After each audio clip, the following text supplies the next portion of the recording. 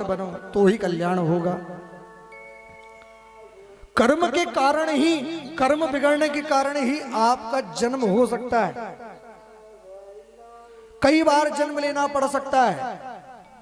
इसलिए अपने मन को एकाग्र रखो, मन को विस्तारित मत करो।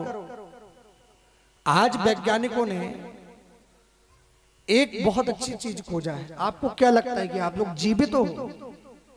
जन्मदिन मना करके खूब मोमबत्ती बुझा करके बड़े खुश होते हैं। मनाते हो ना जन्मदिन, बड़े खुश। तो एक बात बताऊं, व्यक्ति एक दिन में या एक सेकंड में मरता नहीं। जब से आपका जन्म हुआ तब से आपकी मरने की प्रक्रिया प्रारंभ है। हर चीज में आप मर रहे हो। कैसे मर रहे हो?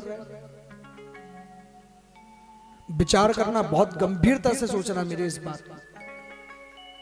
आपने विस्तार किया, परिवार हुआ, परिवार में अतिशय प्रेम जागृत हुआ, आप परिवार में मरे।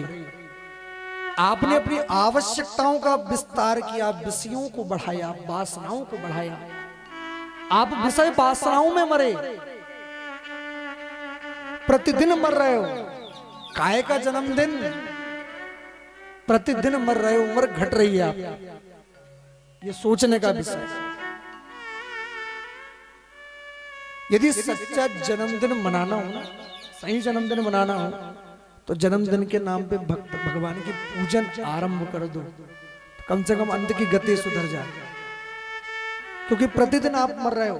अब विचार करना मेरी इस बात पर कि वैज्ञानिकों ने आज एक तरीका खोजा है। क्या? एक मरे हुए व्यक्ति जो 2 साल 5 साल पहले भी यदि किसी वस्त्र को पहन चुका है, तो उस वस्त्र से या उसकी किसी भी सामग्री से उसका डीएनए निकाला जा सकता है। अब हमारा विस्तार इतने ज्यादा वस्त्रों में है, इतने अलंकारों में है, इतनी चीजों में है, विषय में है, वासनाओं में है, तो क्या हम मरने के बाद भी मर पाएंगे? नहीं मरेंगे। अरे फिर जन्म लेकर के आएंगे। जितने कपड़े ज्यादा सिलवाओगे उतने ज्यादा आपका मन, आपका संसार, आपकी मृत्यु और लंबी खींचेगी, कई बार जन्म लेना पड़ेगा। तो यदि मृत्यु को सुधारना है ना, तो संत क्या करते थे? मान संत कैसे होते थे पहले? एक कुटिया, एक लंगोट और बाकी कुछ नहीं चाहिए।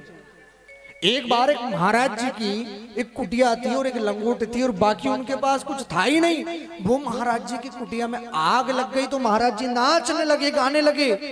लोगों ने सोचा कि महाराज जी के पास एकमात्र कुटिया ही तो थी घास की, जल गई है तो हो सकता है कि दिमाग पर कुछ असर हुआ हो। जाकर के पूछा, बोले महाराज आप स्वस्थ तो हैं? अरे क्यों नाच रहे हैं? तो संत ने कितनी बड़ी बात कही।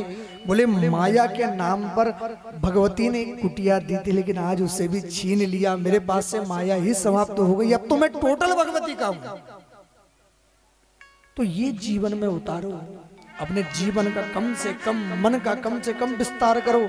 और जिस दिन आपने ये सीख लिया ना, तो मृत्यु बड़ी सहज होगी, चटपट होगी। मैं तो भगवती से प्रार्थना करता हूं कि मेरे को ना कभी कैसी मृत्यु देना कि कहीं भागवत में जाऊं, भागवत समाप्त हो और काश भागवत में लीन हो जाऊं। करें भगवती कभी कृपा,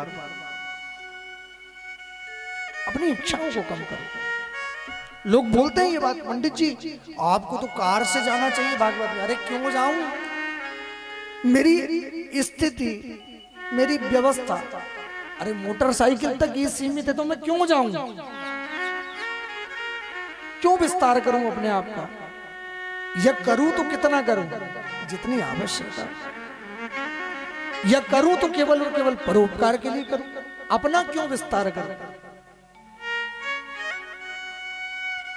ये विचारणीय विषय है। कभी अकेले में बैठ करके सोचना कि आज की कथा में पंडित जी ने कितनी बड़ी बात बोले। आपको समझ में आएगा कि जीवन क्या होता है, मृत्यु क्या होता है। सोच करके देखना।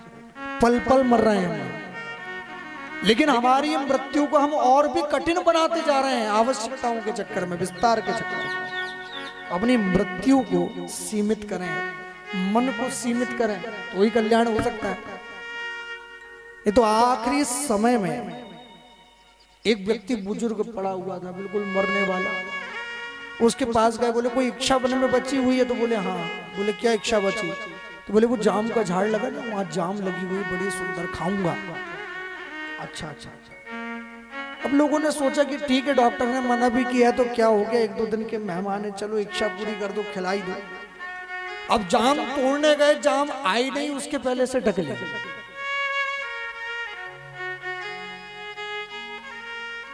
अब बाद में पता चला कि वो तो जाम के अंदर जो कीड़ा होता ना, वो बन करके दूसरा जन्म। आखिरी समय में मती के बोले कि जाम के ऊपर गई तो जाम का कीड़ा बन गए। तो हमारा विस्तार सोच करके देखो। अरे महाराज, हम तो श्रृंगार भी इतना करते हैं जिसका कोई हिसाब किताब नहीं। आजकल तो क्या वो आई लाइनर और दुनिया भर का चल गया है महिलाओं के लिए। बोलिए जय माता दी। सीमित करें, व्यवहार सीमित करें, आहार सीमित करें, अपने आप को धीरे धीरे सीमा में लाएं। सीमा से बाहर जाएंगे ना तो मरने में बहुत तकलीफ हो।